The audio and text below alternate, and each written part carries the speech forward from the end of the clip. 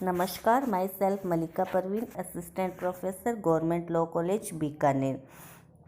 आज हम LLB final year के सब्जेक्ट में सीपीसी में ये देखते हैं कि क्वेश्चन आंसर देखते हैं आज हम।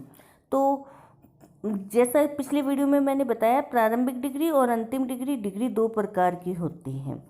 आज हम प्रारंभिक डिग्री और अंतिम डिग्री में अंतर क्या होता है, ये जो प्रिंट है वो थोड़ा सा गलत है, तो हम प्रिंट को ना ध्यान में रखते हुए मेरी वॉइस पे ध्यान दें। इसमें लिखा है कि सिविल प्रक्रिया संहिता की धारा 2 में सबक्लोज धारा 2 के सबक्लोज 2 में बताई हुई डिग्री की डेफिनेशन, जिसमें एक्सप्लेनेशन दिया हुआ है, स्पष्टीकरण दिया हुआ है कि डिग्री प्रारंभिक तब होती है जब आगे कार्रवाई करना शेष होता है, और अंतिम डिग्री कब मानी जाती है, जब कार्रवाई को पूर्ण रूप से निपटा दिया जाता है। यानी न्यायालय क्या करता है, अपनी सक्षमता के भीतर वाद में अंतिम डिसीजन कर देता है, तो वो होती है अंतिम डिग्री।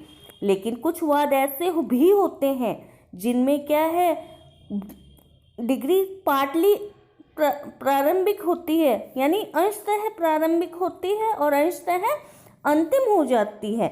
तो कुल मिला के डिग्री कितने प्रकार की हुई, एक डिग्री प्रारंभिक डिग्री होती है, दूसरी डिग्री अंतिम डिग्री होती है, और तीसरी डिग्री कौन सी होती है कि अंशतः प्रारंभिक होती है और अंशतः अंतिम डिग्री होती है।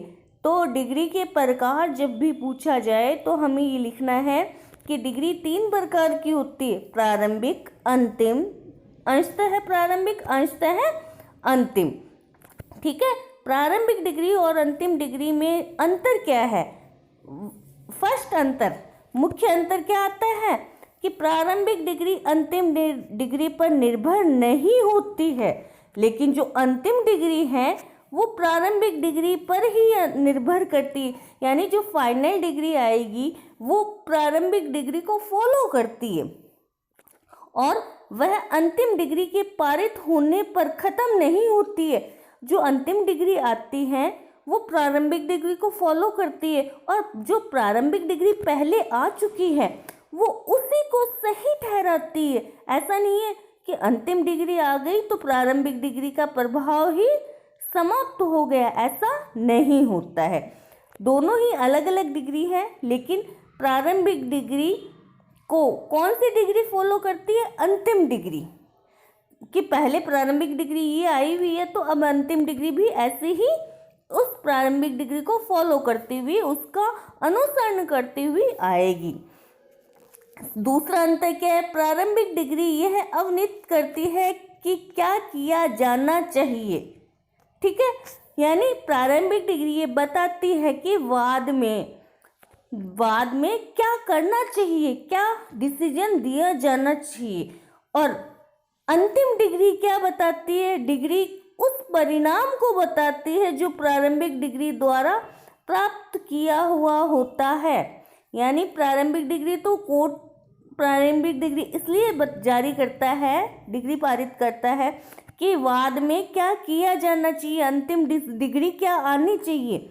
और अंतिम डिग्री ये बताती है कि प्रारंभिक डिग्री द्वारा जो किया गया था या जो कार्य किया गया था उससे क्या प्राप्त हुआ, फाइनल डिसीजन क्या हुआ।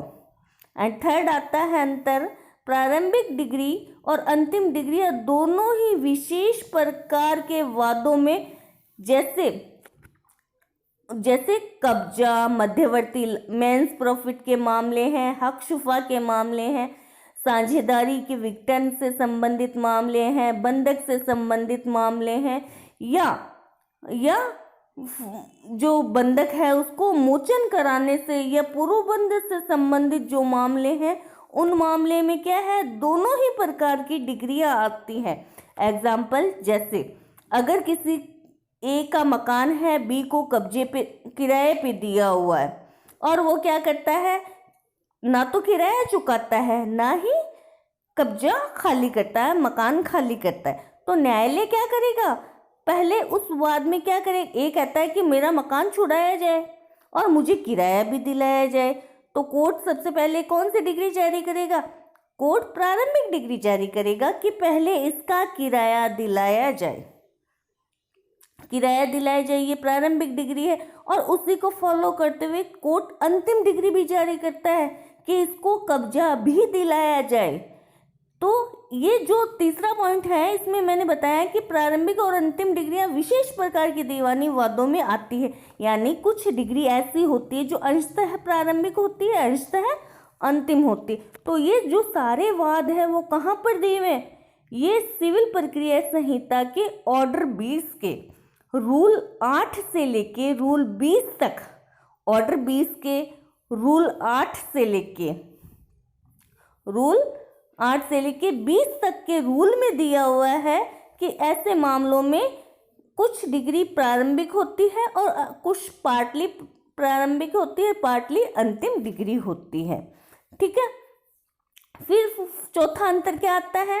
फोर्थ अंतर यह आता है कि यदि कोई पक्षकार प्रारंभिक डिग्री से शुद्ध होता है, दुखी होता है और टाइम पीरियड के भीतर जो अपील के लिए निर्धारित की गई है अपील नहीं करता, यानी कोई पक्षकार ऐसा है जो प्रारंभिक डिग्री से उसको हानि हो रही है या वो संतुष्ट नहीं है, लेकिन जो टाइम पीरियड है, लिमिटेशन है अपील दायर करने की, वो उसके भीतर अपील दायर करता नहीं है, दुखी है, उसके विधिक अधिकारों की हानि हो रही है, लेकिन फिर भी वो क्या है, अपील दायर नहीं करता, तो वह किसी भी अपील में अंतिम डिग्री अगर आ जाती है उस वाद में, तो उसके विरुद्ध अंतिम डिग्री के विरुद्ध अपील करने के लिए वो हकदार नहीं होगा।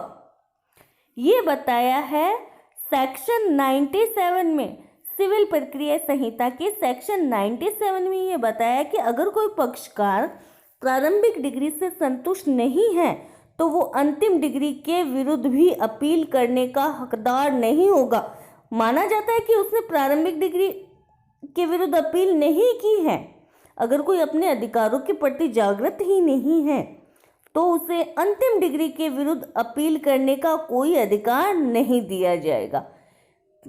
प्रारंभिक डिग्री और अंतिम डिग्री में ये मुख्यतः अंतर थे। आई होप आपको समझ में आया होगा। नेक्स्ट क्वेश्चन हम नेक्स्ट वीडियो में करेंगे। Thank you so much.